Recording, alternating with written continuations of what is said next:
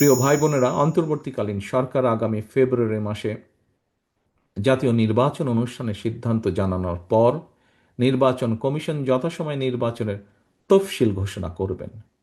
জনগণের বহুল প্রতীক্ষিত এই নির্বাচনে অংশগ্রহণের লক্ষ্যে গণতান্ত্রিক জনগণকে সঙ্গে নিয়ে বিএনপি সম্ভাব্য সকল প্রস্তুতি সম্পন্ন করছে।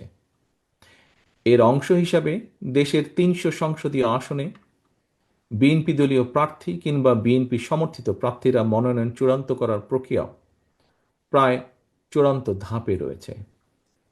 জনসমর্থিত এবং জনপ্রিয় দল হওয়ার কারণে প্রতিটি নির্বাচনী আসনে বিএনপির একাধিক যোগ্য প্রার্থী মনোনয়ন প্রত্যাশা করছেন, করাটাই স্বাভাবিক। একটি রাজনৈতিক দলের জন্য এটি অবশ্যই গৌরব এবং সম্মানের। দেশের প্রতিটি সংসদীয় আসনে বিএনপির একাধিক যোগ্য এবং জনপ্রিয় প্রার্থী থাকা সত্ত্বেও প্রতিটি মানুষকে নিশ্চয়ই মনোনয়ন দেওয়া সম্ভব নয়। ভিন্ন রাজনৈতিক দলের যারা ফ্যাসিবাদ বিরোধী আন্দোলনে আমাদের সঙ্গে রাজপথের সঙ্গী ছিলেন, এমন প্রার্থীকেও বিএনপি সমর্থন দেওয়ার সিদ্ধান্ত নিয়েছে। এই বাস্তবতার কারণে হয়তো কিছু সংসদীয় আসনে বিএনপি দলীয় প্রার্থী মনোনয়ন বঞ্চিত হবেন। বিএনপির সর্বস্তরের নেতাকর্মী সমর্থকদের কাছে আমাদের প্রত্যাশা, দেশ এবং জনগণের বৃহত্তর স্বার্থে, গণতন্ত্রের স্বার্থে আপনারা এই বাস্তবতাটিকে মেনে নেবেন। দয়া করে দলের সিদ্ধান্তকেই চূড়ান্ত হিসাবে গণ্য করবেন। আপনাদেরকে আমি আবারও স্বাধীনতার ঘোষকের সেই কথাটি স্মরণ করিয়ে দিতে চাই, ব্যক্তির চেয়ে দল বড়, দলের চেয়ে দেশ বড়। শীঘ্রই পর্যায়ক্রমে বিভিন্ন আসনে বিএনপির মনোনীত দলীয় প্রার্থীদের নাম আমরা জানিয়ে দেব দলের পক্ষ থেকে।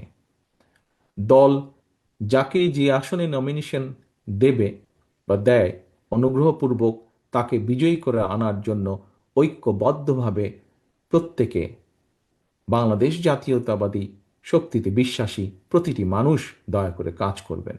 মনে রাখবেন, আপনাদের চারপাশে সুপ্ত আকাঙ্ক্ষা নিয়ে গুপ্ত স্বৈরাচার কিন্তু ওত পেতে রয়েছে।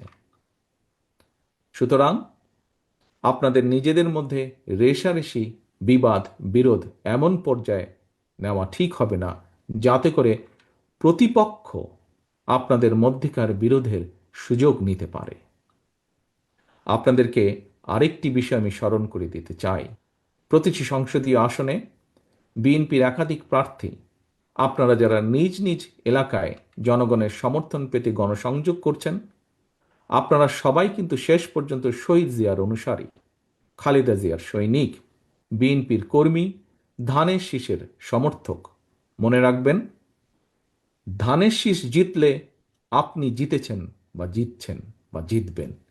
বিজয়ী হবেন দেশ এবং গণতন্ত্র।